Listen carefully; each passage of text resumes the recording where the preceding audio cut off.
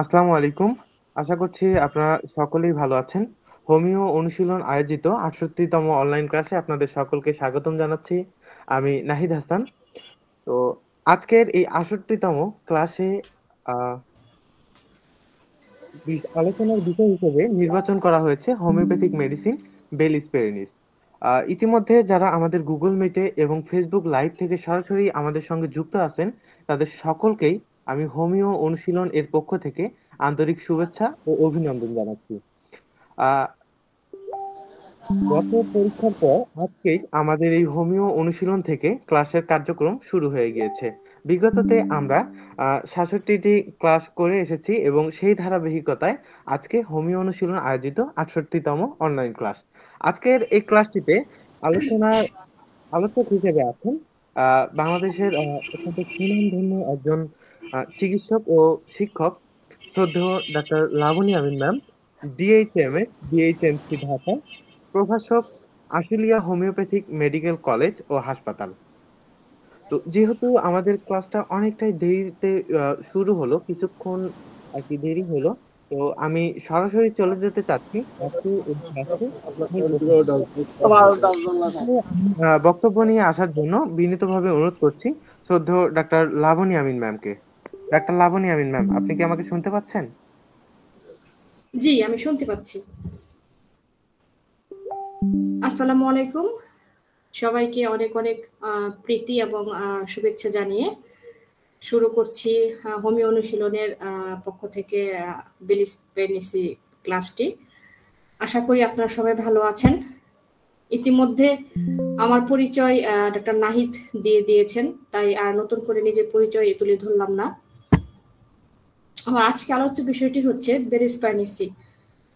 বেলিস পেরিনিস আসলে এই রেমেডিটা অনেকেই হয়তো মানে পড়েননি এই কারণেই বললাম যে বিভিন্ন বইপত্র যদি আপনি ঘাটাঘাটি করেন তাহলে রেমেডিটা সম্পর্কে খুব অল্প কিছু তথ্যই আপনার জানা থাকবে, কারণ এটা খুবই ছোট একটি রেমেডি এবং মোটামুটি অনেকে ভাবেন যে এটা খুব বেশি একটা প্রয়োজন হয় না, এর জন্যই হয়তো বা এটাকে একটু অবহেলায় আমরা রেখে দিই। কিন্তু এই বেলিস পেরিনিস মেডিসিনটা যে কতটা উপকারী এবং এটার ভিতরে যে কত কিছু আছে, যদি আজকে আমার এই প্রেজেন্টেশনটা আপনারা পুরোটুকু খেয়াল করেন এবং যারা দেশ এবং দেশের বাইরে দুর্দান্ত থেকে আমার আজকে এই লাইভ প্রোগ্রামটি দেখছেন তাদেরকে বিনতিভাবে অনুরোধ করছি, যদি আপনারা একটু সময় নিয়ে আমার এই প্রেজেন্টেশনটা দেখেন তাহলে বেলিস পেরিনিস সম্পর্কে অনেক কিছু জানতে পারবেন। আর আমি মূলত অনেক কষ্ট করে বিভিন্ন বইপত্র সফটওয়্যার ঘাটাঘাটি করে তবে কিন্তু আমার আজকে এই প্রেজেন্টেশনটা তৈরি করেছি। তো যাই হোক, আমি দেরি করছি না, আমি চলে যাচ্ছি আমার মূল আলোচনায়। বেলিস পেরিনিসি এর কমন নাম আসলে দ্য ডেইজি ফুল। আমরা একটা ডেইজি ফুল থেকে এটা উৎপন্ন।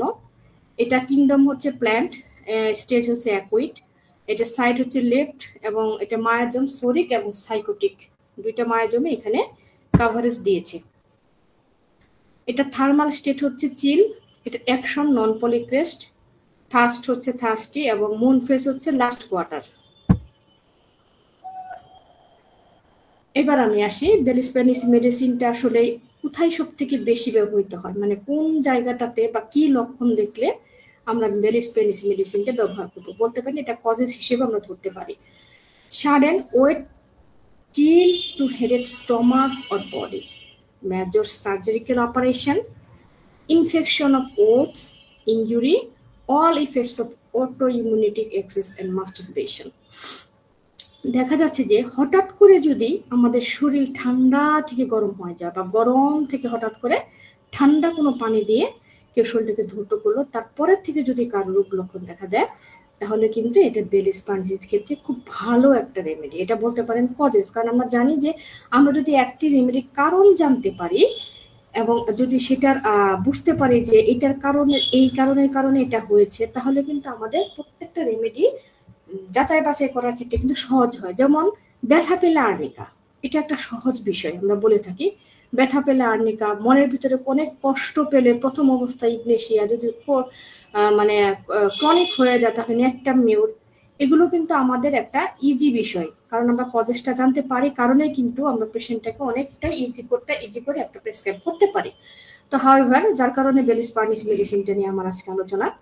এখানে কি কি বিষয়, একটা হচ্ছে যে হঠাৎ গরম থেকে ঠান্ডা কোনো পানি লাগলে বা ঠান্ডা কোনো কারণে যদি তার সমস্যা হয় তাহলে, আর মেজর কোনো সার্জিক্যাল অপারেশন পরে যদি কারো কোনো প্রবলেম ক্রিয়েট হয় তাহলে কিন্তু বেলিস পার্নিসে খুব চমৎকার একটা রেমেডি। এবং ইনফেকশন অফ উডস, উডস মানে হচ্ছে যে হয়তো কেটে গেছে সেই জায়গাটা হচ্ছে শুকাচ্ছে না, স্কার টিস্যু থাকে অনেকের, যেটা দেখা যাচ্ছে শুকাচ্ছে না, সেটা ইনফেকশন হয়ে গেছে, লাল হয়ে গেছে, পাস ফরমেশন হচ্ছে, ইচিং হচ্ছে, এবং কি হচ্ছে সোয়ালাইং হয়ে গেছে, এরকম জায়গাতে ক্ষেত্রে কিন্তু এই বেলিস পার্নিস মেডিসিনটা খুব চমৎকার কাজ করে। ইনজুরি, যে কোনো ধরনের ইনজুরি, এবং আরেকটা কি এক্সেসিভ পরিমাণ ট্রমাটিক বা এক্সেস পরিমাণের যদি কেউ মাস্টারবেশন করে এবং তার পরিবর্তে বা তার অবস্থার কারণে যদি কেউ কোনো প্রবলেম ক্রিয়েট করে তাহলে কিন্তু বেলিস পার রেমেডিটা চমৎকার একটা রেমেডি। এটা মাত্র কজেস গেল। এবার আমি আসি মডালিটিস, অর্থাৎ বেলিস পার পেশেন্টদের কিসে বাড়ে এবং কিসে কমে। আমরা যদি খেয়াল করি, টাচ টাচ স্পর্শে, স্পর্শে তাদের সব ধরনের লক্ষণ বাড়ে। কোল্ড বাথ অর ড্রিঙ্ক, ঠান্ডা পানিতে, ঠান্ডা গোসলে বা ঠান্ডা পানিতে খেলে তাদের রোগ লক্ষণগুলো বৃদ্ধি পায়। বিকামিং চিল্ড হোয়েন হট, মানে দেখা যাচ্ছে যে গরম থেকে এসে হঠাৎ করে একটা ঠান্ডা হয়ে গেল সে, হ্যাঁ, এই ক্ষেত্রে কিন্তু তাদের রোগ লক্ষণগুলো বৃদ্ধি পাচ্ছে। বিফোর স্টর্ম, একদম মানে একদম ঝড়ো হওয়ার আগে দেখা যাচ্ছে যে তার রোগ লক্ষণগুলো বৃদ্ধি পায়। কন্টিনিউ মোশন, খুব চলাফেরা করছে, কন্টিনিউ হাঁটাহাঁটি করছে, চলাফেরা করছে, এই টাইপের পারে। কোল্ড ব্র্যাকেটে লোকালি দেখা যাচ্ছে যে যে জায়গাটাতে, স্পেশালি যে জায়গাটাতে কোনো একটা হয়তো হাত, কোনো পা বা কোনো একটা অঙ্গ বা ইউটেরাস এরকম তার ঠান্ডা অনুভূত হয়, হ্যাঁ, এটাতে তার সিমটম কমে, মানে বাড়া এবং কমা দুটো চিহ্ন কিন্তু এখানে আছে। এবার আমি আসি আসল ব্যাপারে, আমি কেন বেলিস পার রেমেডিটা পড়বো, কেন বেলিস পার রেমেডিটা এত গুরুত্বপূর্ণ এবং এটা কেন আমার কাছে এত ভালো একটা রেমেডি লেগেছে। আমি যদি বলি এটা শুধু আমার কাছে ভালো লাগেনি, এটা আমাদের বিজ্ঞ doctor Barnett, doctor Clarke, doctor লিপি, ডাক্তার কালকিপার, ডাক্তার ইনকিবেলস, ডাক্তার বার্নেট এবং ফ্লেচার একটি সহ আরো অনেক ডাক্তারদের কাছে ভালো লেগেছে, তাহলে কি আমার ভুল বলা হবে? না, আমি একটু ব্যাখ্যা দিই যে এই বেলিস পার সম্পর্কে ডাক্তার বার্নেট কি বলেছেন। ডাক্তার বার্নেট বেলিস পার সম্পর্কে একটি কথা বলেছেন, বেলিস পারের নিজস্ব একটি স্বতন্ত্র ওষুধগুলোর মধ্যে অন্যতম। এবং ডাক্তার ক্লার্ক এবং লিপ্পি কিন্তু বলেছেন যে ডেইজি ফুল এমন একটি বারবার মাথা নাড়ানোর পরও হাসি মুখে মাথা তুলে দাঁড়ায়, খুব সহজেই উঠে দাঁড়ানোর প্রবৃত্তি একে দৃষ্টি কেড়ে নিয়েছে। অর্থাৎ আমি এই ব্যাখ্যাটুকু, মানে এই কোটেশনটুকু আমি নেক্সট ব্যাখ্যা করবো। আমি আবারও বলছি, ডেইজি ফুল এমন যে বারবার মারানোর পরও আবার হাসি মুখে মাথা তুলে দাঁড়ায়, খুব সহজেই উঠে দাঁড়ানোর প্রবৃত্তিকে একে দৃষ্টি কেড়ে নিয়েছে। এটা কিন্তু বলেছে ডাক্তার ক্লার্ক এবং ডাক্তার লিপ্পি। এবং দেখা গেত আমাদের ডাক্তার ক্লার্ক কিন্তু আরেকটি কথা বলেছিলেন ডেইজি সম্পর্কে, যে আমরা সাধারণত যখন কোথাও ব্যথা পাই, ছিলে যায়, লীল হয়ে যায়, লাল হয়ে যায়, কালশিটে হয়ে যায়, তখন কিন্তু আমরা সাধারণত arnica, calendula, hypericum, conium, arsenicum, hyoscyamus এইসব রেমেডি ব্যবহার করে থাকি। কিন্তু এই বেলিস পার কিন্তু সেই রেমেডিরও একটি বিপরীত রেমেডি, অর্থাৎ আমরা কিন্তু বেলিস পারকে তাদের সাথে কিন্তু তুলনা করতে পারি, অর্থাৎ পড়ে গেলে, ব্যথা পেলে, কালশিটে হলে আমরা বেলিস পার রেমেডি কিন্তু সেখানে ব্যবহার করতে পারি। এটা হচ্ছে ডাক্তার ক্লার্ক এবং লিপ্পির ব্যাখ্যা। এবার আসি কালকিপার, যিনি 1664 সালে জন্ম হয়েছিল এবং 1654 সালে যার মৃত্যু হয়েছে। ডাক্তার কালকিপার সম্পর্কে আমরা হয়তো অনেকেই জানি, উনি একজন খুব বিখ্যাত ডাক্তার ছিলেন। তো যাই হোক, ডাক্তার কালকিপার বলেছিলেন যে ডেইজি ফুল সম্পর্কে, এখানে আসলে বেলিস পারটা তো একটা ডেইজি ফুল থেকে উৎপন্ন। তিনি এটা বলেছেন যে এর পাতা কখনো কখনো এর মূল ব্যবহৃত হয়েছে, যা আঘাতজনিত উদ্ভিদগুলোর মধ্যে অন্যতম বলে গণ্য করা হয়, এবং আঘাতের ক্ষেত্রে পানীয় রূপে যদি এটি ব্যবহার করা হয় তাহলে রক্ত জমাট বাঁধলে যে জমাট বাঁধা রক্তকে সে পানির মতো মিশে যেতে সাহায্য করে, এবং এটা খুবই উপকৃত। এবং উনি আরেকটি কথা বলেছেন যে কোনো এক সময় যদি কারো প্লুরিসিয়া এবং নিউমোনিয়া হতো, যেটা হয়তো অনেকদিন আগের কথা, কারণ আপনারা নিশ্চয়ই জানেন এটা 1616 সাল, দ্যাটস মিন অনেক বছর আগের কথা। তখনকার সময় কিন্তু এই প্যাথোলজিক্যাল টেস্ট খুব কম ছিল, হ্যানিম্যানের সময়ও খুব কম ছিল। দেখা গেছে যে অনেকে কিন্তু লক্ষণের উপর ভিত্তি করে অনেক মেডিসিন প্রয়োগ করেছেন, এবং যদি লক্ষণে দেখা যেত যে কারো প্লুরিসে হয়েছে বা নিফ্লুড হয়েছে বা টিবি রোগ হয়েছে, এই সেক্ষেত্রে কিন্তু এই বেলিস্পা রেমেডিটা কিন্তু অসাধারণ কাজ করত। এবং কি করত, সেখানে তারা এই ফুল এবং এর যে কাণ্ডটা আছে এটাকে সেদ্ধ করে খাঁটি দুধের সাথে মিশিয়ে তারা সেই রোগীটাকে খাইয়ে দিত। এবং এজ এ রেজাল্ট তাদের কি হতো, এই যে যে ক্ষয়রোগ ফুসফুসে, যেটাকে আমরা টিবি বলি, এই ফুসফুসের টিবি রোগ এবং নিম্ফ নোড গুলো, হ্যাঁ, এগুলো ভালো হয়ে যেত। তাহলে চিন্তা করেন তখনকার সময় এই ডেইজি ফুলটা কতটা উপকারী ছিল। এবং শুধু তাই না, আমি কোন একটি বই হয়তো পড়েছি, আমি কিন্তু যে বইটি পড়েছি এখন যেখান থেকে আপনাদেরকে বললাম সেটা কিন্তু টাইলরের ড্রাগ পিকচার বই। আপনাদের যদি কারো কাছে থাকে তাহলে আপনারা সেটা দেখতে পারেন, দেখবেন যে হুবহু আমার কথার সাথে মিলে যাচ্ছে। তো ওখানে টাইলরের বইতে কিন্তু লেখা আছে যে এই ডেইজি ফুলটা যারা কৃষক ছিল তাদের প্রত্যেকের দরজায় এই ডেইজি ফুল কিছু আটি বেঁধে রেখে দিত। ওয়াই কেন রেখে দিত? দেখা যেত যে যখন কৃষকরা বিভিন্ন ধরনের কাজ করত, হয়তো একটু আঘাত পেত, ছিলে যেত, বা গরম থেকে এসে পানি পান করার পরে তাদের কোনো ধরনের অসুখ বিসুখ হতো, তখন কিন্তু এই ডেইজি ফুল ছেঁচা দিয়ে রস কিন্তু তারা সে গায়ে লাগিয়ে দিতেন। এবং কি করতেন, ওই যে দুধ, বিশুদ্ধ দুধ, খাঁটি দুধ যেটাকে বলি, এই দুধের সাথে মিশিয়ে তারা খেতেন। এবং শুধু তাই না, এই কারণে অনেক মারা তখনকার সময়ে একদম গর্ভবতী মায়েরা এবং যাদের সদ্য বাচ্চা হয়েছে, এরকম বাচ্চা অনেক ধরনের রোগে শুধু ভুগত। তখনকার সময় তো এত বেশি ডাক্তার ছিল না, আমি প্রথমেই বলেছি যে প্যাথোলজিক্যাল কোনো রিপোর্ট ছিল না, টেস্ট ছিল না। কিন্তু দেখা গেল যে কোনো একটা বাচ্চার হয়তো বা রাত্রিকালীন খিল ধরা, অ্যানজাইনা পেক্টোরিস, জ্বর, তারপর আপনার আরো কি বলবো, বিভিন্ন ধরনের অসুখ বিসুখে যখন তারা ভুগত, আমাশয়, রক্তবমি, তখন সাথে সাথে তারা এই ডেইজি ফুলটাকে সিদ্ধ করে এই দুধের সাথে বাচ্চাদেরকে খাইয়ে দিতেন এবং চমৎকার রেজাল্ট পেতেন। তাহলে চিন্তা করেন, আজকের ওই দিনের ডেইজি ফুল আজকে কিন্তু আমরা আর্নিকা হিসেবে সেটাকে ব্যবহার করে নিচ্ছি। আমরা অনেকেই জানি না যে বেলিস্পা রেমেডিটা এত চমৎকার ব্যথার ক্ষেত্রে কাজ করে। তো যাই হোক, আমি আস্তে আস্তে সবকিছু ব্যাখ্যা করব। তারপরে ডাক্তার কথা বলতে চাচ্ছিলাম ম্যাম, হ্যাঁ স্লাইড শিওর। শেয়ার করতেন। এখানে হচ্ছে বেশ কয়েকজন আগে ক্যামেরা অন করার কারণে এই স্লাইডটা এখান থেকে আগে চলে গিয়েছে। যদি আপনি একটু আরেকবার শেয়ার করতেন তাহলে আমি খুব আমি তো শেয়ার করেছি, আমি কি অফ করে আবার শেয়ার করব? জি হ্যাঁ, অফ করে আরেকবার শেয়ার করুন। ওকে ঠিক আছে, তাহলে আমাকে একটু স্লাইডটা চলে যাওয়া মানে তো হচ্ছে এটা, ও আচ্ছা ঠিক আছে, আমি স্লাইড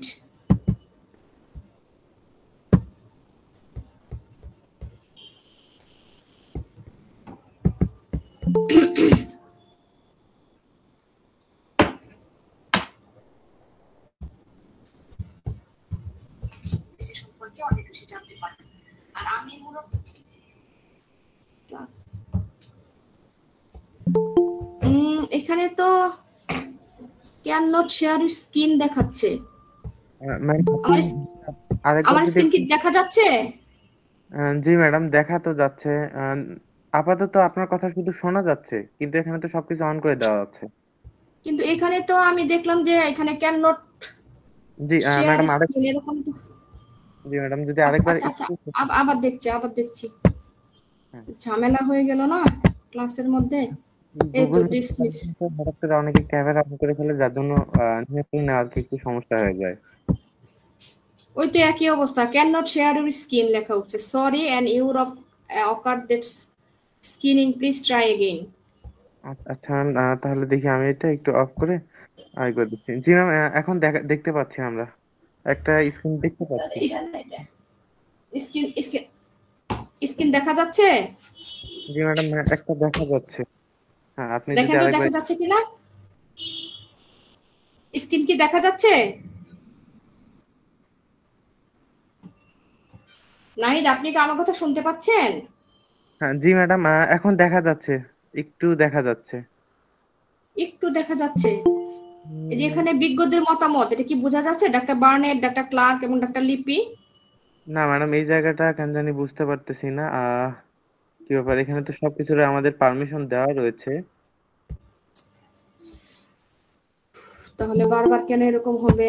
এরকম হওয়ার তো কোনো কারণ নাই। আচ্ছা আমি তাহলে একটু দেখছি।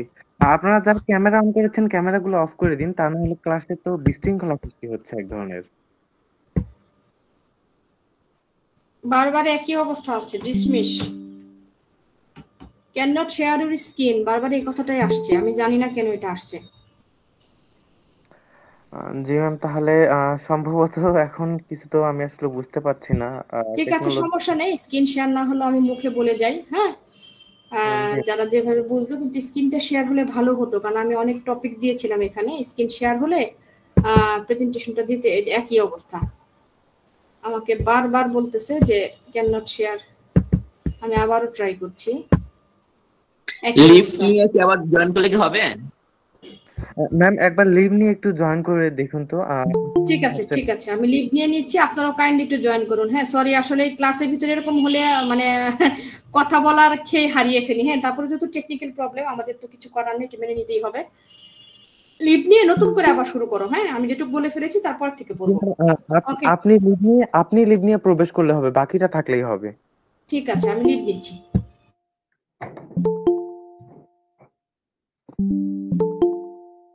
আচ্ছা, এই যে এখানে নতুন করে যারা প্রবেশ করতেছেন, আপনারা কি মানে একটা কথা বুঝেন না যে ক্যামেরাগুলো সকলের অফ রাখা প্রয়োজন? তো এই জায়গাটার জন্য তো আমাদের সবখানে সমস্যা হচ্ছে।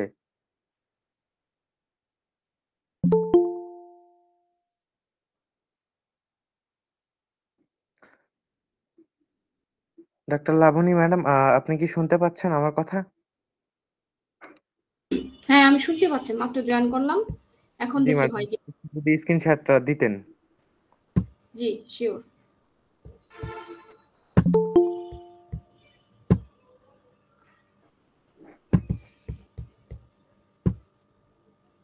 হ্যাঁ, এবার মনে হয় কাজ হয়েছে, একটু জি দেখে ম্যাডাম, নিই। এখন হয়েছে আসলে এই গুগল দেখা মিটের যাচ্ছে? ক্লাস। হ্যাঁ ম্যাডাম, দেখা যাচ্ছে গুগল মিটের ওকে, ক্লাস ফাইন। অনেকেই হচ্ছে বিভিন্ন ধরনের ইয়েতে থাকে। আচ্ছা, ঠিক আছে, আমি সরি, আসলে টেকনিক্যাল প্রবলেম এরকম হতেই পারে, আপনি আবার শুরু করেন। আমি সম্ভবত ডাক্তার কালকিপার পর্যন্ত গিয়েছিলাম, তাই না? জি ম্যাডাম। হ্যাঁ, ডাক্তার কালকিপার পর্যন্ত গিয়েছিলাম। তারপর ডাক্তার, এখন দেখা যাচ্ছে তো না? জি ম্যাডাম, দেখা যাচ্ছে এখন। এক মিনিট একটু, হ্যাঁ, বাস। ওকে, তো খেয়ে হারিয়ে ফেলেছি। আমার আবার লেকচার দিলে যখন স্পিড চলে আসে, তখন মাঝখানে ঝামেলা হলে আর মানে ওটাকে ইয়া মনে হয় না আর কি, ভালো লাগে না আর কি, এই হচ্ছে অবস্থা। তো যাই হোক, ডাক্তার কালকিপার আমি বলেছি, ডাক্তার কিংস ইভেল, হ্যাঁ, ডাক্তার কিংস ইভেল বলেছিলেন যে সরি, যে ভেজা ঠান্ডা কারণজনিত রোগে যেমন মুখের ব্রণ, এর ক্ষেত্রে ডেইজির আরোগ্যকারী অনেক বেশি। হ্যাঁ, যেটা কিন্তু অনেক সময় দেখা যায় যে গরমের কারণে হয়তো মুখে কারো ব্রণ বের হইলো, এটার কারণে কিন্তু এই ডেইজি, মানে যেটাকে আমি বলতেছি বেলিস্পার, এই রেমিডিটা কিন্তু অস্বাভাবিক, মানে চমৎকার কাজ করে আর কি। এবং ডাক্তার বার্নেট তার একটা ডিজিজ অফ দ্য স্কিন বইয়ে উনি লিখে গিয়েছিলেন, ডাক্তার বার্নেট।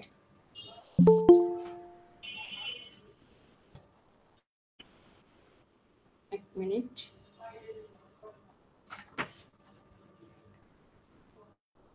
হুম, ডাক্তার বার্নেট তার ডিজিজ অফ দ্য স্কিন গ্রন্থে তিনি লিখে গিয়েছিলেন যে ছোট্ট পরিসরে আমি সবার আগে ত্বকের যে রোগগুলো আছে তা দেখতে চাই।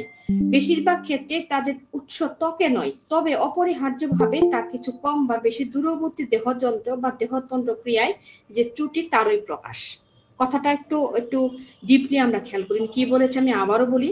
ছোট্ট পরিসরে আমি সবার আগে ত্বকের যে রোগগুলো আছে, অর্থাৎ স্কিনের যে রোগগুলো আছে, এগুলোর কথা যদি আমরা চিন্তা করি, তাহলে দেখা যাচ্ছে বেশিরভাগ ক্ষেত্রে তাদের উৎস কিন্তু দেহতন্ত্র ও ত্বকে নয়, মানে স্কিনে নয়, তাদের উৎসটা কোথায়? অপরিহার্যভাবে তা কিছু কম বা বেশি দূরবর্তী দেহযন্ত্র বা দেহতন্ত্রের ক্রিয়ার যে ত্রুটি তারই প্রকাশ। অর্থাৎ মানসিক এবং শারীরিক যে ত্রুটিগুলি আছে তারই প্রকাশই কিন্তু সাধারণত স্কিনের রোগগুলা কিন্তু বৃদ্ধি পায়। এই কথাটাই কিন্তু আমাদের ডাক্তার বার্নেট তার ডিজিজ অফ দ্য স্কিন গ্রন্থে কিন্তু বলে গিয়েছেন। অপরদিকে ডাক্তার ফ্লেচার একনি দেখেন উনি কিন্তু চমৎকার ভাবে কিন্তু এই সম্পর্কে বেলস পালসি সম্পর্কে বলেছিলেন যে যদি কেউ উত্তপ্ত অবস্থায় ভিজা ঠান্ডা লাগার পরে পরে যদি কারো কোনো ধরনের সমস্যা হয় স্কিনে, তাহলে কিন্তু বেলিস পার্নিসি চমৎকার একটি রেমেডি। এটি কিন্তু আমাদের ডাক্তার ফ্লেচার একটি বলেছেন। এখন আমি এতক্ষণ পর্যন্ত কিন্তু আমি doctor Barnett, doctor Clarke, doctor লিপি, ডাক্তার কালকিপার, ডাক্তার কিং ইভেল এবং ডাক্তার ফ্লেচার একনির গুরুত্বপূর্ণ মতামত ব্যাখ্যা করেছি। কিন্তু এই যে ডেইজি ফুল, এই ডেইজি ফুলটা কিন্তু শুধুমাত্র কিন্তু আমাদের রোগের জন্যই নাই। আপনারা জানেন এই ডেইজি ফুল নিয়ে কিন্তু আমাদের সকলেরই প্রিয় শেক্সপিয়ারও কিন্তু কবিতা লিখেছেন। তখনকার সময় এই ডেইজি ফুলটাকে দিয়ে প্রেমিকরা সাধারণত প্রেমিকাকে প্রেম নিবেদন করতো এই ডেইজি ফুল দিয়ে, এবং শেক্সপিয়ার কিন্তু ডেইজি ফুলটাকে প্রচন্ড ভালোবাসতেন এবং সে কিন্তু এই ডেইজি ফুল নিয়ে কিন্তু একটা গানও লিখেছিলেন। হ্যাঁ, এবং যেটা তিনি তার প্রিয় ভালোবাসার মানুষকে কিন্তু সেই গানটিকে তিনি উপহার দিয়েছিলেন। তাহলে চিন্তা করেন এটা কবিদের কত পছন্দের একটি ফুল ছিল, এবং যেটা বর্তমান সময়ে আমরা তখনকার সময় এটাকে গোলাপ বলে আখ্যায়িত করে। উনি একটি কবিতাতে ঠিক 4টি লাইন এখানে লেখা আছে। উনি বলেছিলেন যে জানিয়ে পথ দিয়ে চলে গেছে সে বিরহী স্তবক সাথে, এ চারণ ভূমিতে তার পদস্পর্শে এসে ডেইজিগুলো হয়ে গেছে সুগন্ধি গোলাপ। অর্থাৎ আগের সেই ডেইজিগুলো আজকে আমাদের কাছে সুগন্ধি গোলাপ হিসেবে নির্ধারণ হয়েছে। দেখেন এই সেই আমাদের প্রিয় ডেইজি ফুল বা বেলিস্পার, যে ফুলগুলি হয়তো আমরা অনেক সময় আশেপাশে দেখি, খেয়াল করি, কিন্তু আমরা জানি না যে এই ডেইজি ফুল কতটা গুণী এবং কতটা উপকারে আসে। এই ডেইজি ফুল এমন একটি ফুল যার মাধ্যমে কিন্তু আমরা বিভিন্ন ধরনের রোগগুলোকে কিন্তু সারাতে পারি। আমি একে একে সেগুলো আস্তে আস্তে ব্যাখ্যা করার চেষ্টা করছি। ফার্স্ট হচ্ছে জেনারেল। জেনারেলে কি? ট্রমা। আপনারা একটু খেয়াল করেন প্লিজ, আমি কিন্তু এখানে ট্রমাটা রেড কালার এবং বোল্ড করে দিয়েছি। কিসের ট্রমা? যে কোনো ধরনের ট্রমা। আপনি আঘাত পেয়েছেন, কোনো কারণে সেটা কালশিটে পড়ে গিয়েছে, আপনি পোস্ট অপারেটিভ সেকশনে গিয়েছেন, সেখানে আপনার অপারেশনের পরে কোনো ধরনের কোনো প্রবলেম ক্রিয়েট করেছে, যে কোনো বিষয়ে কিন্তু এই ট্রমার ক্ষেত্রে কিন্তু বেলিস্পার চমৎকার একটা রেমেডি। যেমন দেখেন কনসিশন, অর্থাৎ কি কালশিটে পড়ে যাওয়া। হ্যাঁ, কনসিশন মানে কালশিটে পড়ে যাওয়া। কোথায় কালশিটে পড়ে গেছে? ব্যথা পেয়ে থেতলে গেছে, ব্লুইস্ট হয়ে গেছে, সোর বোল্ড সেন্সেশন, এক্সট্রাভার্সেশন, দেখা যাচ্ছে যে তার বাহ্যিক ভাবে কোথাও থেতলে গেছে, নীল হয়ে গেছে, কালশিটে হয়ে গেছে। আমরা কিন্তু সেখানে বেলিস্পারের কথা চিন্তা করতে পারি, কিন্তু সেটা কি এক্সট্রা জায়গায়, মানে হচ্ছে ইন্টারনাল আর এক্সটার্নাল। এক্সটার্নাল ব্যথা পেলে, ভিতরে না কিন্তু এক্সটার্নাল পেন গুলাতে। ট্রমা, কিসের trauma? Surgery and concussion of this trunk of this body. দেখা যাচ্ছে যে কেউ সার্জারি করেছে, সার্জারি করার পরে সেই জায়গাটা আঘাতপ্রাপ্ত হয়েছে বডিতে, বডির যে কোনো জায়গায়, এবং সেখানে কি হয়েছে? কালশিটে হয়ে গেছে। বেলিস্পার চমৎকার একটা remedy. Trauma followed by paroxysmal lymph gland swelling coldness of the lymph. দেখেন কত চমৎকার একটা বিষয়। কারো ট্রমা মানে কেউ আঘাত পেয়েছে, আঘাত পাওয়ার পরে তার লিফ নোডগুলি ফুলে গেছে। হ্যাঁ, আঘাত পাওয়ার পরে তার লিফ নোডগুলি ফুলে গেছে এবং দেখা গেছে যে তার হাত পাগুলি ঠান্ডা হয়ে গেছে। হ্যাঁ, হাত পাগুলি ঠান্ডা হয়ে গেছে। তাহলে কিন্তু আমরা একটা রেমেডির কথাই ভাবতে পারি, সেটা হচ্ছে বেলিস্পার্নিসি। কত চমৎকার বিষয়! যদি আমরা জানি তাহলে সেটা সহজ, আর যদি না জানি সেটা কিন্তু তাহলে অনেক জটিল বিষয়। এবার আসেন সার্জারি। আমাদের বর্তমান সময়ে সার্জিক্যাল কেসের রোগী নাই এমন সংখ্যা কিন্তু খুবই কম, খুবই কম। আপনার পরিবারে 5 জন সদস্য থাকলে ভেবে দেখেন অন্তত 2 জন লোকের সার্জিক্যাল কেস আছেই, থাকবেই। কারণ বর্তমান সময়ে আমাদের যে লাইফ রেটের অবস্থা, আমরা যেভাবে মানে খাবার দাবার চলাফেরা করি, এতে করে মানে সুস্থ থাকাটাই অস্বাভাবিক, অসুস্থ থাকবো এটাই স্বাভাবিক।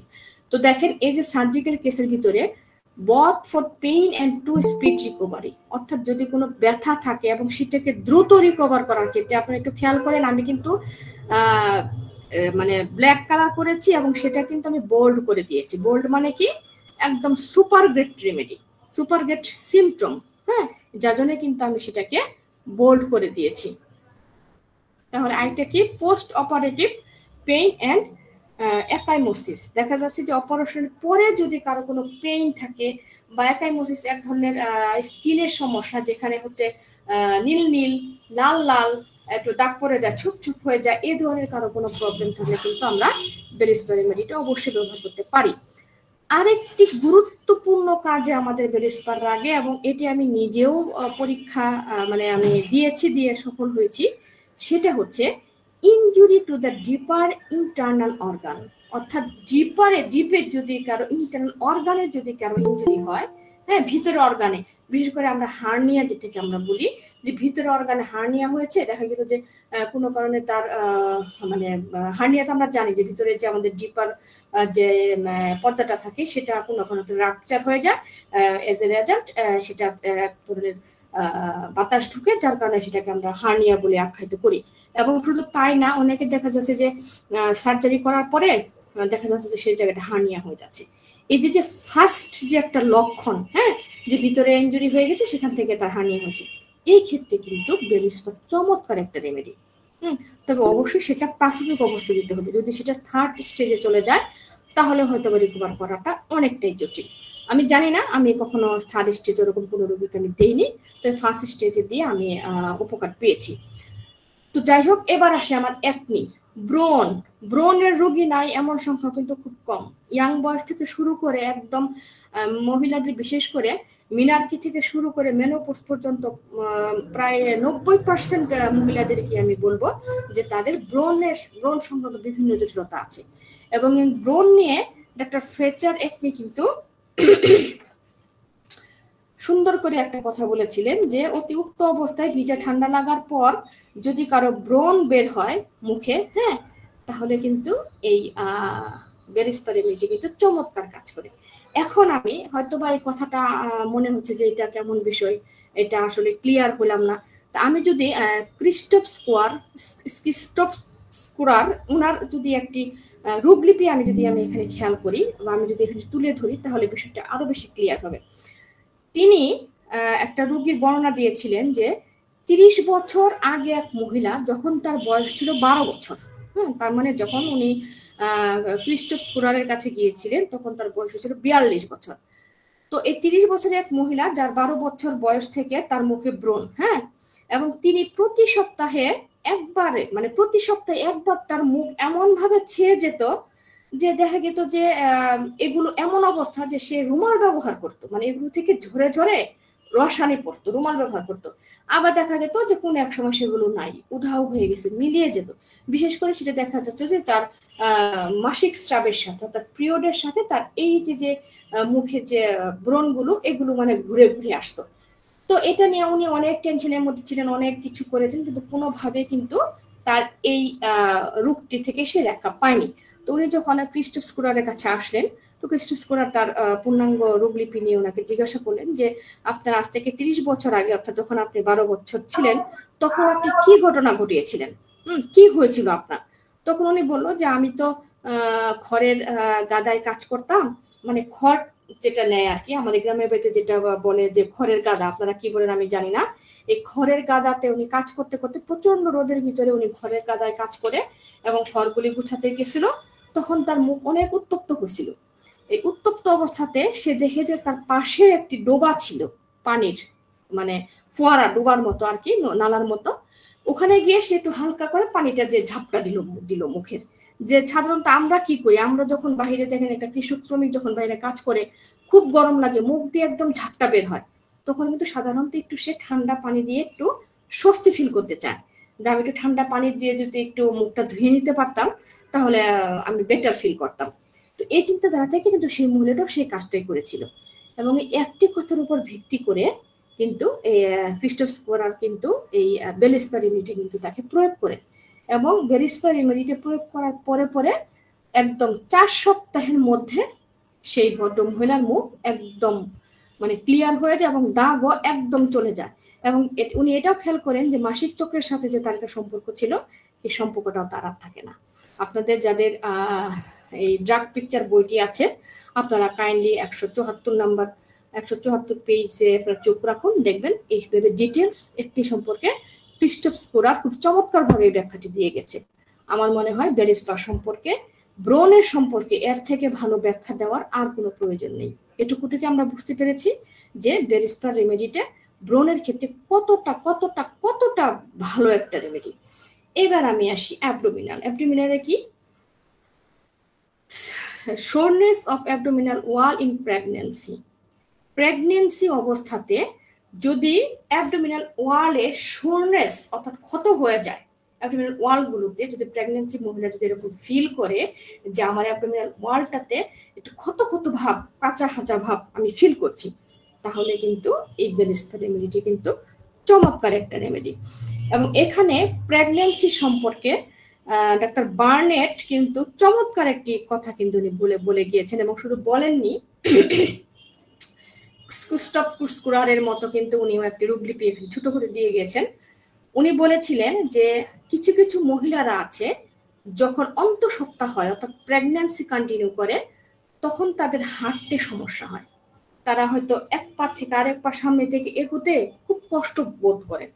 এই যে কষ্ট বোধ করেন, হাঁটাটা পরে অসম্ভব হয়, এই ক্ষেত্রে কিন্তু মানে এই ডেইজি অর্থাৎ বেলিস্পার রেমেডিটা কিন্তু চমৎকার কাজ করে।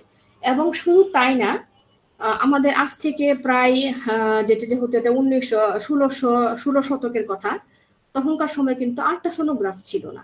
এখন যেরকম আমরা 3 মাসে 6 মাসে 9 মাসে নর্মালি একটা প্রেগনেন্সি মহিলাকে একটা আল্ট্রাসাউন্ড করতে দেই যে তার হার্টবিট আসলো কিনা, তার পজিশন কেমন আছে, তার অ্যামনিটি ফ্লুইড আছে কিনা, বাট তখনকার সময় ছিল না। কিন্তু দেখা গেছে যে যদি কোনো মহিলার মানে সে অস্বাভাবিক তার আচরণ, যেমন সে হাঁটতে গেলে সে হাঁটতে পারতো না, পায়ের ভিতরে জড়তা আসতো, এবং যদি এরকমও বোঝা যেত যে কোনো মহিলার কোনো বাচ্চা ভ্রূণে পা লম্বা, হ্যাঁ, যদি ওইটা আল্ট্রাসাউন্ডে বোঝার কোনো উপায় নাই, কিন্তু অনেক সময় বিজ্ঞ ডাক্তাররা বুঝতে পারতেন তাদের ভ্রূণের অবস্থানটা। দেখা গেল ভ্রূণের পাটা লম্বা হয়ে আছে, বা দেখা গেল যে জন্মের পরে তার অনেকটা আঁকা বাঁকা, এবং ভ্রূণের পজিশনটা ঠিক করতে ক্ষেত্রে কিন্তু তখন এই যে ডাক্তার বার্নেট কিন্তু উনি কিন্তু এই বেলিস্পার রেমেডিটা কিন্তু এই প্রসূতি মাদেরকে খাওয়াই দিতেন। এবং কি আশ্চর্য বিষয়, সেটা কিন্তু তার এই যে পাটা ছোট হইলো বা বড় হলো বা ভ্রূণের আকৃতি বিকৃতি থাকতো, এটা কিন্তু সম্পূর্ণভাবে স্বাভাবিক হয়ে যেত। এটাও কিন্তু আপনারা আমার কাছে যে বইটি আছে ডাক্তার এল.এম. টাইলরের ডেস্কটপ গাইড থেকে কিন্তু আপনারা ডার্ক পিকচার বই থেকে কিন্তু আপনারা দেখে নিতে পারবেন। তাহলে দেখা যাচ্ছে যে যেখানে শুধুমাত্র ডাক্তার বার্নেটের একটা কথা আমার খুবই ভালো লেগেছে, উনি বলেছিলেন যে যেখানে শুধু রূপ অঙ্গের সেখানে ধাতুগত চিকিৎসা নির্দেশিত হয় না, তাই তা তখন নিষ্ফল এবং ভেঙে যাওয়া বা থেতলানো আঘাতপ্রাপ্ত জরায়ুর আঘাত প্রতিশোধ ওষুধগুলোতেও দ্রুত সাড়া দেয়। অর্থাৎ আমরা সবসময় বলি যে we treat the patient not the disease. অবশ্যই এটা একটা হোমিওপ্যাথিদের জন্য খুব ভালো একটা কথা, এবং অবশ্যই আমরা we treat the patient not the disease. কিন্তু কিছু কিছু ক্ষেত্র কিন্তু আছে যখন কিন্তু আমাদেরকে কজেসটা খুঁজতে হবে যে কোথায়। দেখেন এই যে ভ্রূণের অস্বাভাবিক আকৃতি, এখানে কিন্তু তার একটা কথার উপর ভিত্তি করে কিন্তু ডাক্তার বার্নেট কিন্তু উনি বেলিস্পার রেমেডিটা প্রয়োগ করেন, এবং উনি কিন্তু খুব চমৎকার রেজাল্ট পান। তাহলে আমার মনে হয় প্রেগনেন্সির ক্ষেত্রে আমার আর কোনো ব্যাখ্যা এখানে প্রয়োজন নেই। এবার আমি আসি জেনেটেলিয়া। জেনেটেলিয়াতে কি কি ক্ষেত্রে ব্যবহার করা হয় বেলিস্পার রেমেডিটা? has been used successfully in case of marked dysmenorrhea. Dysmenorrhoea কি আমরা জানি, এটা এক ধরনের বাদক ব্যথা। সাধারণত মহিলাদের ঋতুস্রাবের সময় প্রচন্ড পেইন যুক্ত যে ব্যথাটা হয়, ব্যথাযুক্ত মাসিক স্রাবকে সাধারণত ডিসমেনোরিয়া বলা হয় বা বাদক ব্যথা বলা হয়। এই ডিসমেনোরিয়ার ক্ষেত্রে কিন্তু এই বেলিস্পার চমৎকার একটা রেমেডি। আবার কি ইউটেরাস ফিল শোর অ্যাজ ইট স্কুইজড, মানে হইতেছে যে মানে পেশেন্ট বলবে যে আমার ইউটেরাসটা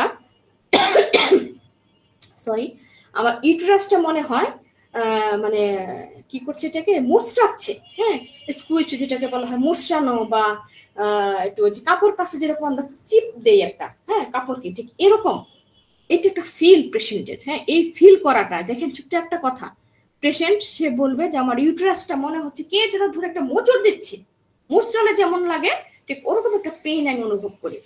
বেলিস্পার inability to walk during pregnancy, ওই যে বললাম হাঁটতে অসুবিধা প্রেগনেন্সি সময়ে, অনেকে পা ফেলতে পারে না। যারা আমি তো বেশিরভাগ সময় মহিলা পেশেন্ট দেখি, আর প্রেগনেন্সি মহিলা বা গর্ভবতী মহিলাটা আমাদের কাছে অনেক বেশি আছে। আর আপনারাও হয়তো অনেক রোগীদের দেখতে থাকবেন যে প্রেগনেন্সি অবস্থা অনেক মায়েদের এটা কমপ্লেন থাকে যে আমি হাঁটতে পারি না, বিশেষ করে শেষ ট্রাইমেস্টারে তারা বলে যে আমি যদি পা একটু উঠায় হাঁটি আমার পেইন শুরু হয়, আমার অস্বস্তি লাগে, আমি পা ফেলতে পারি না। ওই সময় যদি আপনারা একটু বেল স্পারিমিটা দিতে পারেন তাহলে কিন্তু প্রসূতি মায়ের জন্য সেই হাঁটাটা অনেকটা ইজি হয়। ভেরিকোসাইটিস ডিউরিং প্রেগনেন্সি, অর্থাৎ প্রেগনেন্সি অবস্থাতে যদি কারো ভেরিকোসাইটিস দেখা দেয় তাহলেও কিন্তু বেল স্পারিমিটি খুব ভালো একটা remedy. Hypertrophy uterus, what is hypertrophy?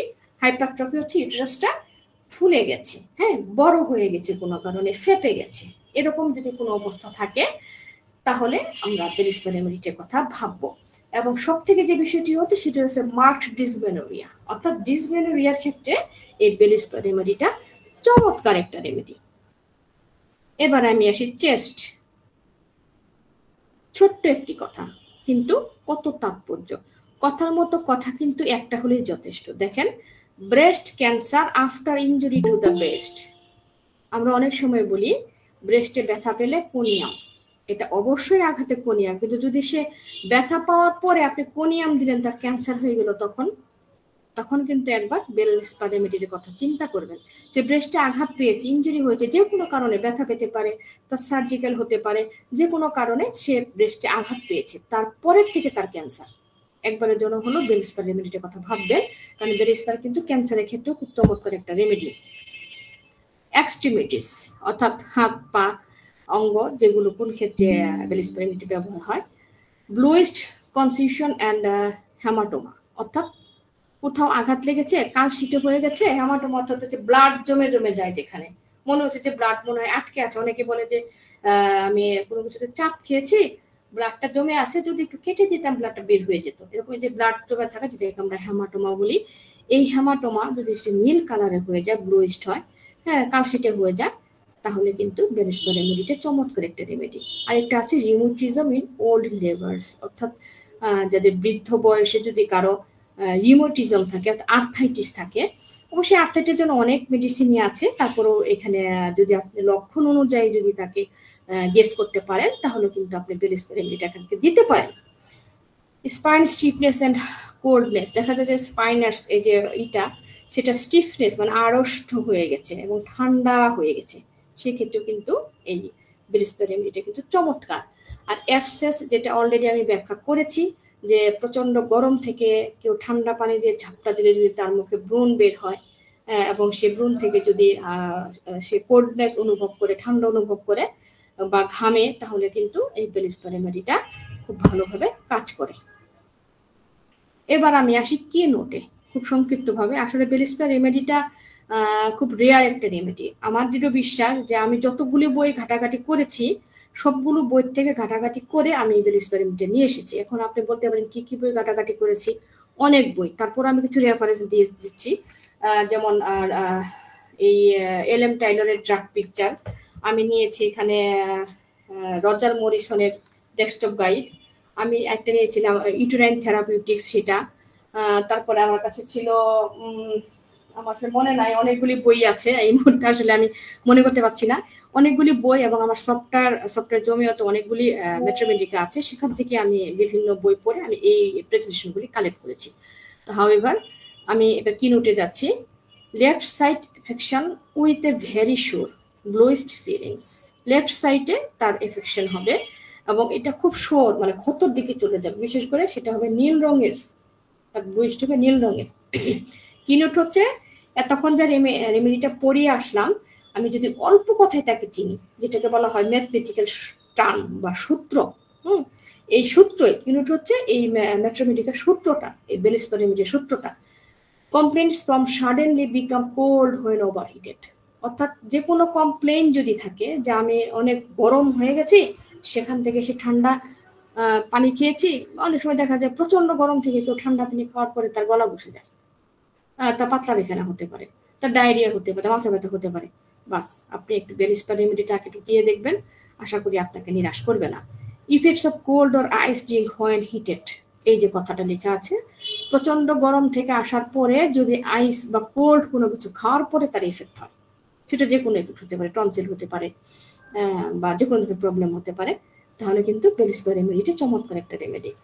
Slip wakes too early at 3 AM and can not go to sleep again. অর্থাৎ বেলিস্পার রেমেডিটা পেশেন্টদের সবসময় মধ্যরাতে মানে রাত 3টায় তাদের ঘুম ভেঙে যায় এবং এরা কিন্তু পুনরায় আর ঘুমাতে পারে না, একদম ঘুম ভেঙে যাবে, তারা হাঁটাহাঁটি করবে, অস্থিরতায় থাকবে, সারা রাত এইভাবে কাটাবে, তো তাদের আর চোখে ঘুম আসবে না।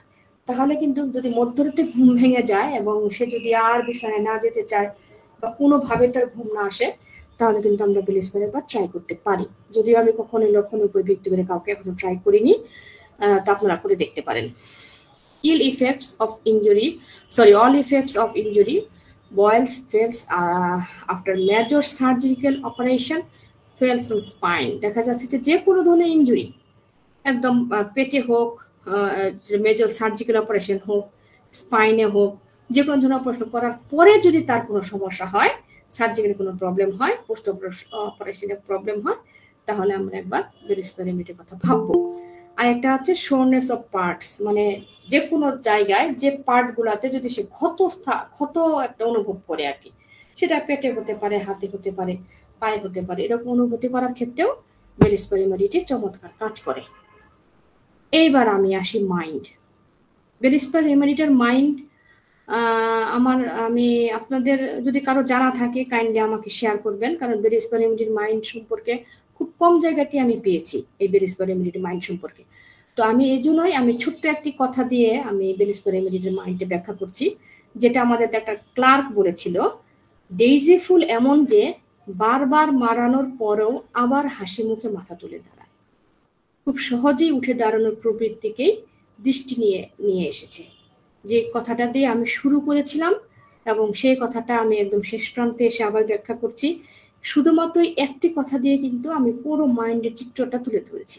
অর্থাৎ যারা বেলিস্পার পেশেন্ট, এটা তো সাধারণত অ্যাকুইট রোগের ক্ষেত্রে, ক্রনিকের ক্ষেত্রে যার জন্য মাইন্ডটা খুব বেশি একটা হয়তো বিবেচনা হয় না, তবে এটুকু আমি পেয়েছি বিভিন্ন বইপত্র পড়ে, সেটা হচ্ছে ডেইজি ফুলের লোকেরা খুব সাহসী হয়, আত্মবিশ্বাসী হয়।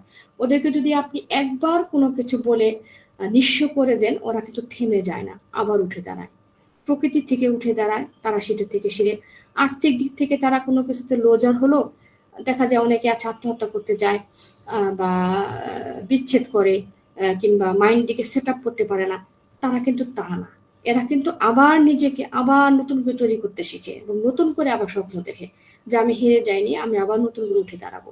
এই যে একটা মাইন্ড, এটা কিন্তু খুব জটিল একটা মানে মাইন্ড আমি মনে করি এই ডেইজি ফুলের মানে বেলিস্পার্সির।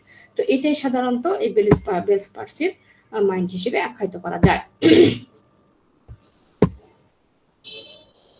নেক্সট একদম লাস্ট অবস্থাতে চলে এসেছি, রেডল্যান্ড সিমটম। অর্থাৎ বেলিস্পার রেমেডিটার আমি একদম কি দেখলে আমি বুঝতে পারবো যে এটা একদম শিওর বেলিস্পার রেমেডি। যদি এই কথাটা আমি বলতে চাই তাহলে দেখেন আমি এই কথাটাই শুধু ব্যাখ্যা করব। General aggravation after getting wet and taking cold drinking when overheated and spreading. তাহলে আমি এটাকে বাংলা যদি রূপান্তরিত করি, যখন দেহ গরম থাকাকালে ঠান্ডা পানীয় পান করার জন্য কোনো রোগ হয়, তখন বেলিস্পার আরোগ্যকারী। একটা কথাতে পুরা বেলিস্পার সম্পর্কে কিন্তু আমার জানা হয়ে গেল। কি বিষয়টা? যখন দেহ গরমকালে ঠান্ডা পানীয় পান করার জন্য রোগ হয়, তখনই কিন্তু আমরা এটাকে বেলিস্পার হিসেবে ধরে নিতে পারি। আমি যদি এখন এটাকে ব্যাখ্যা করি, তাহলে আমার ব্যাখ্যাটা দ্বারা একটু খেয়াল করেন। ব্যাখ্যা নাম্বার 1, ব্যাখ্যা নাম্বার 1-এ কি আছে? সাধারণত আমরা যে কোনো ব্যথায় আর্নিকার কথা ভাবি, এটা আমাদের প্রকৃতিগত বা এটা আমাদের মেট্রোমেডিকাতে আছে, অনেকেই মানে সবগুলা যত ব্যথা পেলেই ফার্স্ট আর্নিকা, এটা আমাদের ভাবনা। কিন্তু দেখেন আর্নিকার পরেও কিন্তু বেলিস্পারও কিন্তু ব্যথার ক্ষেত্রে চমৎকার ভাবে কাজ করে। যেমন এখানে ডাক্তার বার্নেট একটি কথা বলেছিলেন যে সাধারণত আর্নিকার প্রশংসা পড়তে প্রায় এরকম হয়, তবে আমি এর উপর বিশেষ মনোযোগ আকর্ষণ করব, এই ভেষজটি এমন কিছুর জন্য উপযোগী যা কোনো না কোনো কিছুর উপর অতিরিক্ত ঠান্ডা বায়ু প্রবাহ লাগার বৈশিষ্ট্য যুক্ত, এজন্য এটি অদ্ভুত গুণ ধারণ করে। যেমন অভিজ্ঞতার মাধ্যমে দেখা গেছে এটি এসব মারাত্মক এবং বিপজ্জনক দুর্ঘটনা কার্যকর যা দেহ উত্তপ্ত অবস্থায় থাকার সময় অত্যন্ত ঠান্ডা কিছু পান করার কারণে উদ্ধৃত হয়। আশা করি বুঝতে পেরেছেন। হঠাৎ করে দেহটা খুব গরম, আপনি বাইরে ঘুরতে গেলেন, পেশেন্ট এসে বললো যে প্রচন্ড গরম, গরম থাকার পরে হঠাৎ করে ভিতরে আসলাম, ঠান্ডা একটা পরিবেশের ভিতরে চলে আসলাম, আর রোগীর হাঁচি কাশি সর্দি যেটাই আছে শুরু হয়ে গেল। বাস এটাই হচ্ছে বেলিসপারের একটা কজেস, যে সে ঠান্ডা থেকে গরম থেকে আসার পরে অতিরিক্ত ঠান্ডার কারণে তার এই সমস্যাটি হয়েছে। এটা বেলিসপারে খুব চমৎকার কাজ করেছে, এটা কিন্তু ডাক্তার বার্নেট বলে গেছেন, যেটা ব্যাখ্যা 1 নামে আমি আখ্যায়িত করেছি। ব্যাখ্যা 2 এ দেখেন, এখানে উনি আবার বলেছেন যে কৃষকরা এই এই ভেষজটিকে মানে সবসময় কাজে লাগানোর জন্য তারা প্রতিটি গেট এবং দরজার উপর লিখে রাখতেন, যেটা আমি প্রথমেই বললাম, লিখে রাখতেন। এবং তারাদের যখন গরমের মধ্যে যখন তারা প্রচন্ড পরিমাণের মৌসুমে কোনো কাজ করতেন, এতে রেজাল্ট দেখা যেত তাদের মাথা ব্যথা হয়ে যেত, বা মুখে কোনো স্কিনে কোনো সমস্যা হতো, বা পেটের সমস্যা হতো, তখন তারা এই ডেইজি ফুলের ফুল এবং কাণ্ডটাকে ভিজিয়ে তারা সেই পানিটাকে পান করতেন। এবং অনেক সময় দেখা গেল যে একদম বিশুদ্ধ গরুর দুধে, হ্যাঁ, দুধের মধ্যে দুগ্ধের মধ্যে জাল করে সেই পানিটা তারা খেত। তাহলে এখানে কিন্তু ডেইজি ফুলটাকে তারা গরমকালীন থেকে ঠান্ডা হয়ে কোনো রোগের ক্ষেত্রে কিন্তু এই ফুলটা তারা ব্যবহার করতেন। এবং দেখা গেল তৎকালীন সময় প্রত্যেকের এবং রাজা বাদশাদের ঘরের দরজাও এই ডেইজি ফুল লাগানো থাকতো। এটা হচ্ছে ব্যাখ্যা 2। এবং ব্যাখ্যা 3 এর যে কথাটা বলা হয় সেটা হচ্ছে যে বিপজ্জনক কাশি, হ্যাঁ, কাশি করা, ঠান্ডাকালীন পানি পান করা, এবং দেখা গেল যে কোনো কারণে প্রচুর আবহাওয়া খুব গরম, যেটা আমি বললাম যে গরম এখান থেকে আসার পরে গুমট বেঁধে আছে, পরিবেশটা ঠান্ডা হয়ে গেছে, এই ধরনের ক্ষেত্রে এটা কিন্তু আমাদের যে ক্রিস্টোফ স্কোয়ার বলেছেন, ক্রিস্টোফ স্কোয়ারের মতে যে এটা এমন একটি মেডিসিন যেটা হচ্ছে যে বছরের পর বছর উষ্ণতম সময় অর্থাৎ আবহাওয়ার প্রচুর পরিমাণে চেঞ্জ করার পরিবর্তে যে সৃষ্ট শোধগুলো দেখা দেয় সেটা আরোগ্যকারী একটা রেমেডি। তাহলে দেখেন ব্যাখ্যা 1, 2, 3 এর মাধ্যমে কিন্তু আমরা এই কথাটা স্পষ্টভাবে বলতে পারি যে যখন দেখো গরম থাকাকালে ঠান্ডা পানীয় পান করার জন্য কোনো রোগ হয়, তখন এই বেলিসপার আরোগ্যকারী একটি রেমেডি। আমার মনে হয় আর ব্যাখ্যার কোনো দরকার নেই। 3টা ব্যাখ্যা, যেটা স্টিফেন স্কোয়ার, ডক্টর বার্নেট এবং ডক্টর মাইভারলেন্স, এই 3 জনের ব্যাখ্যা দিয়ে বোঝা গেছে যে তারা প্রত্যেকেই এই ক্ষেত্রে এই বেলিসপার রেমেডিটা ব্যবহার করতেন। এবার আমি এই বেলিসপার রেমেডিটার ক্লিনিক্যাল কিছু কথা বলবো, যেটা ডাক্তার ক্লার্ক, ডাক্তার টাইলর এবং ডাক্তার বার্নেট বলে গিয়েছেন। ডাক্তার ক্লার্ক বলেন তার মতে যে বেলিসপার রেমেডিটা কখনোই বেড টাইমে মানে ঘুমানোর আগে ব্যবহার করা উচিত নয়, বিশেষ করে যাদের মধ্যরাতে অর্থাৎ 3টার দিকে ঘুম ভেঙে যায়। এই ধরনের পেশেন্টের ক্ষেত্রে আমরা কখনোই বেলিসপার রেমেডিটা রাতে ব্যবহার করব না। এবং অ্যাকুইড এবং ক্রনিক ডিসপেপসিয়া যাদের আছে, যারা আইসক্রিম খেয়ে এই ডিসপেপসিয়া হয়েছে, তাদের ক্ষেত্রে এই ডেইজি ফুল অর্থাৎ বেলিসপার রেমেডিটা চমৎকার একটা রেমেডি। এটা আমার কথা নয়, এটা বলেছেন আমাদের প্রিয় ডাক্তার টাইলার। উনি বলেছিলেন যে অ্যাকুইড এবং ক্রনিক রোগের ক্ষেত্রে যাদের ডিসপেপসিয়া আছে তাদের ক্ষেত্রে, যারা আইসক্রিম খাওয়ার পরে যাদের ডিসপেপসিয়া অর্থাৎ শ্বাসকষ্ট, তাদের ক্ষেত্রে এই বেলিসপার রেমেডিটা খুব চমৎকার একটা রেমেডি। এবং আমাদের ডাক্তার বার্নেট বলেছিলেন যে বৃদ্ধ বয়সে যাদের রোগ থাকে, হ্যাঁ, গিল্টিনেস বা বিভিন্ন ধরনের রোগ থাকে, যারা এখনো অবধি পর্যন্ত ভালো আছে তাদের চেহারা, কিন্তু তাদের বিভিন্ন রোগ অসুখে ভুগছে, তাদের ক্ষেত্রেও কিন্তু এই বেলিসপার রেমেডিটা চমৎকার একটা রেমেডি। তো আমি মোটামুটি শেষ দিকে চলে এসেছি, বলতে পারি এটি আমার একদম লাস্ট স্লাইড। এই বেলিসপার রেমেডিটা আমরা কিসের সাথে কম্পেয়ার করতে পারি? আর্নিকা, আর্সেনিকা মেলাবাম, কোনিয়াম, হ্যামামালিস, হাইপেরিকা, পিক্রিক অ্যাসিড, এই দুই রেমেডিটির সাথে সাধারণত এই বেলিসপার রেমেডিটা আমরা কম্পেয়ার করতে পারি। তো সবাইকে অসংখ্য ধন্যবাদ। আসলে বেলিসপার রেমেডিটা খুবই ছোট একটি রেমেডি। আমি চেষ্টা করেছি খুব কিছু গুরুত্বপূর্ণ তথ্য তুলে ধরতে। ইনশাল্লাহ নেক্সট টাইমে আবারও আপনাদের সাথে দেখা হবে। তো এই আশা ব্যক্ত করে আজকের মতো আমি আমার প্রেজেন্টেশনটি এখানে শেষ করছি। আসসালামু আলাইকুম। অসংখ্য ধন্যবাদ শ্রদ্ধা ডক্টর লাবণী আমিন ম্যামকে এত সুন্দর এবং চমৎকার ভাবে এই মেডিসিন স্টে সম্পর্কে আমাদেরকে বুঝিয়ে দেওয়ার জন্য। তো যেহেতু সময় অনেকটা অতিক্রম হয়েছে, তো মাঝখানে একটু বিঘ্নতা সৃষ্টি হয়েছিল, কারণ অনেককে দেখা যাচ্ছে যে ক্লাসে জয়েন করছে এবং ক্যামেরা অন রাখছে, ক্লাসে একটা বিশৃঙ্খলা সৃষ্টি হচ্ছে। তো যাই হোক না কেন, যদি আপনাদের এই মেডিসিন সম্পর্কে যদি কারো কোনো ধরনের প্রশ্ন থেকে থাকে, এটা অনেকটাই আনকমন একটা মেডিসিন। তো যদি কারো প্রশ্ন থেকে থাকে সংক্ষিপ্ত ভাবে হাতে কলমে করতে পারেন, তাদের কাছে দেওয়া হবে। আসলে ক্লাসটা অত্যন্ত চমৎকার হয়েছে। আমার মনে হয় না কারো খুব বেশি একটা প্রশ্ন থাকতে পারে। তারপরে যেহেতু এটা হ্যাঁ আনকমন মেডিসিন, সহজেই পাওয়া যায় না। মানে হচ্ছে খুব কমই ব্যবহার করা হয়। তো সকলে একটু সময়ের দিকে দেখে প্রশ্নগুলো করবেন যেন সংক্ষিপ্তভাবে হয়ে যায়। হ্যাঁ? তো হুম, এখানে পার্থপ্রদীপ স্যার হ্যান্ড রাইজ করেছেন। জি। হ্যাঁ, ম্যাডামকে অনেক অনেক ধন্যবাদ। একটা ছোট্ট মেডিসিন এবং এটা খুবই কম ব্যবহৃত ওষুধ। খুব একটা মানে মনোজ্ঞ এবং ভীষণ ডিটেলস উনি অনেক বইপত্র পড়াশোনা করে এটা বুঝিয়েছেন। বিষয় নয়, আমি এই যে ক্লার্কের বড়িকে ম্যাথমেটিকা থেকে একটা এক্সট্রিমিটি চ্যাপ্টারে রেলওয়ে স্পাইন বলে একটা কথা পেলাম। এই রেলওয়ে স্পাইন বলতে কি বোঝাতে চেয়েছেন এটা আমি বুঝতে পারছি না। যদি ম্যাডাম বা আর কোনো যারা লিসনার তারা যদি এটা একটু বুঝিয়ে দেন। এইটাই। ম্যাডামকে অনেক ধন্যবাদ, খুব ভালো পড়িয়েছেন।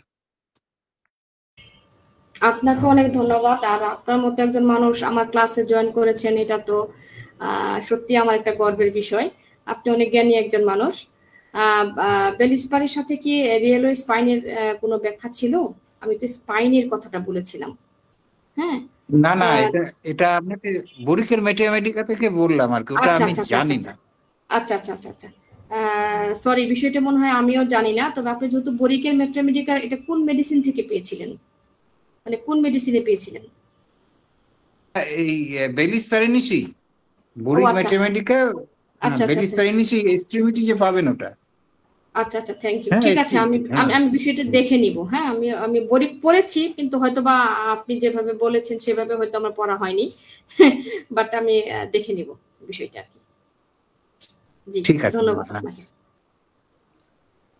আচ্ছা, এর পরবর্তীতে চলে যাচ্ছে নার্গিস আক্তার ম্যাডাম।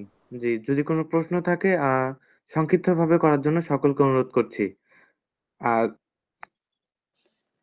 জি, আসসালামু আলাইকুম। ধন্যবাদ জানাচ্ছি ম্যামকে অনেক সুন্দর করে এবং সব মানে একেবারে নতুন একটা মেডিসিন সম্পর্কে জানার জন্য। আমি এই মেডিসিনটা আসলেই জানতাম না। আমি এমনিতেও কম জানি। তারপরও এরকম নাম শুনিইনি আমি একেবারেই নতুন। আমি বুঝতেও পারতেছিলাম না যে ওষুধটার নাম কি বা মেডিসিনটাকে কি বলছে আমি বুঝতেও পারতেছিলাম না ১ম এর দিকে। তো যাই হোক পরে খুব সুন্দর করে বুঝেছি এবং একটা সুন্দর সূক্ষ্মভাবে ধারণা দিয়েছেন উনি। আমরা এক বাক্যে আর্নিকার পাশাপাশি যে আমরা একটা অন্য মেডিসিনকে চিন্তা করতে পারি এটা আমরা বুঝতে পেরেছি। তবে আমার কাছে যেটা মনে হয়েছে হয়তোবা আমি খুব কম অভিজ্ঞ তার কারণেই হয়তোবা মনে হতে পারে। আমার কাছে কিছু, কিছু কথা বা কিছু, কিছু মিনিংস গুলো প্রচুর কঠিন লেগেছে আরকি। এটা হয়তো আমারই ল্যাকিংস এর কারণে। কিন্তু তারপরেও আমার কাছে মনে হয়েছে যদি একটু সহজ সুন্দর ভাষায় মানে সহজ করে যদি বোঝানো যেত। যদিও তথ্যগুলো অত্যন্ত তথ্যবহুল ছিল। কিন্তু তবুও আমি বলি যদি একটু সহজ করে মানে সাধারণত আমরা যদি একটু সহজে মনে রাখার উপায়ও যদি বলেছেন উনি আমাকে, খুবই সুন্দর লেগেছে। কিন্তু আমার কাছে মনে হয়েছে এটা। আর আরেকটা বিষয় যে বইগুলোর রেফারেন্স দিচ্ছিলেন, যেহেতু আমরা সব বই চিনি না, সব বইয়ের কভার পেজ আমরা জানি না। যদিও উনি যেহেতু স্লাইডই করেছিলেন, তো ম্যাম যদি একটু আমাদেরকে ওই বইগুলোরও একটু স্লাইড দেখাতে পারতেন, হয়তো আমাদের জন্য একটু ইজি হতো। মানে যেহেতু বলছে, নাম লিখছি হয়তোবা ভুল হচ্ছে, এরকম আমার কাছে মনে হলো আরকি। ম্যাম যদি একটু কষ্ট করে যদি বইগুলো একটু জাস্ট একটা করে স্লাইড যদি দেখাতেন যে এই বইটা এরকম, তাহলে হয়তো আমরা যারা নতুন আছি তাদের জন্য সুবিধা হতো। আমার কাছে এটা মনে হলো আরকি। তবে ক্লাস ধন্যবাদ, সর্বোপরি খুবই ভালো লেগেছে। একটু বলছি, রেকর্ড সরাসরি আমাদের লাইভ স্ট্রিমিং হচ্ছে, ইউটিউবে পাবেন, ফেসবুকে পাবেন। তো ম্যাম, স্লাইডটি হচ্ছে উনি যেভাবে সাজিয়েছেন, তো এখানে আমি যতটুকু দেখতে পাচ্ছি যে সবকিছুই ঠিকঠাক রয়েছে। আর যেগুলো বলেছেন নোট করে নিতে পারেন প্রয়োজনে। এই ক্লাসগুলো আপনারা সকলেই জানেন যে হোমিও অনুশীলনের ক্লাস সকলের জন্য উন্মুক্ত থাকে, এই যে ক্লাসগুলো অনলি ইন্টারনাল স্টাডিটা বাদ দিয়ে। তো এটা এখনো লাইভ চলছে, লাইভে হচ্ছে। এখান থেকে আপনারা সংগ্রহ করে নিতে পারেন এবং আগামীকাল রাত 8:30 ইউটিউবে আপলোড দেওয়া হবে। এই ভিডিওটাকে আপনারা চাইলে বারবার শুনতেও পারবেন। কোনো সমস্যা নেই। তো আপনার যদি কোনো প্রশ্ন থাকে একটু সংক্ষিপ্তভাবে করলে খুব ভালো হতো।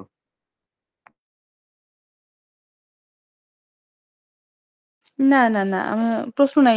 ম্যাম খুব সুন্দর করে বুঝিয়েছেন। প্রশ্ন নেই। খালি আমার কাছে মনে হয়েছে যে মানে আমার কাছে কঠিন লেগেছে আরকি এইটাই। তো এটা ল্যাকিংস মনে করছি আমি আমারই। হুম? জি, অসংখ্য ধন্যবাদ। হয়তোবা এই ধরনের প্রশ্ন অনেকেরই মনে ছিল, করতে পারেনি। তো আপনাকে আমি অসংখ্য ধন্যবাদ জানাচ্ছি এত সুন্দরভাবে বিষয়গুলো বলার জন্য। তো আর যদি কারো কোনো ধরনের কোনো জানার থাকে বা প্রশ্ন থাকে, সংক্ষিপ্তভাবে করতে পারেন। সময় অনেকটাই অতিক্রম হয়ে গিয়েছে। তো ফেসবুকে আমাদের সঙ্গে যারা যুক্ত ছিলেন তাদের সকলকে অসংখ্য ধন্যবাদ জানাচ্ছি। এবং হোমিওপ্যাথি সম্পর্কিত সকল ধরনের তথ্যগুলো পেতে আপনারা অবশ্যই হোমিও অনুশীলনের সঙ্গে যুক্ত থাকবেন। আমরা প্রতিনিয়ত চেষ্টা করব এরকম ক্লাসের আয়োজন করার। এছাড়াও আপনারা যারা জানেন যে আমাদের সেশন ভিত্তিক ক্লাসের কার্যক্রম চলমান রয়েছে এবং প্রতিটা সেশন ভিত্তিক আলাদা, আলাদা মেসেঞ্জার গ্রুপ রয়েছে। যারা আমাদের হোমিও অনুশীলনের এখনো সদস্যতা নিতে পারেননি বা রেজিস্ট্রেশন পাননি, তারা অবশ্যই সদস্যতার ফরম পূরণ করে আমাদের সঙ্গে যুক্ত হবেন বলে আশা করছি। এবং সর্বশেষ আমি আবারও আ অসংখ্য ধন্যবাদ এবং কৃতজ্ঞতা জানাচ্ছি আজকে আমাদের আলোচক শ্রদ্ধেয় ডাক্তার লাবণী আমিন ম্যামের প্রতি। কারণ উনার সঙ্গে যখন আমি ক্লাসের পূর্বে কথা বলছিলাম, উনি প্রচুর ব্যস্ত আছে আজকে। তারপরেও যে এখানে ক্লাস নিয়েছেন, তো এর জন্য আমি তাকে অসংখ্য ধন্যবাদ জানাচ্ছি এবং কৃতজ্ঞতা জ্ঞাপন করছি হোমিও অনুশীলনের সঙ্গে সময় দেওয়ার জন্য। তো সকলের সুস্বাস্থ্য কামনা করে আ আজকের এই ক্লাসটির এখানেই সমাপ্ত ঘোষণা করছি। ধন্যবাদ সবাইকে।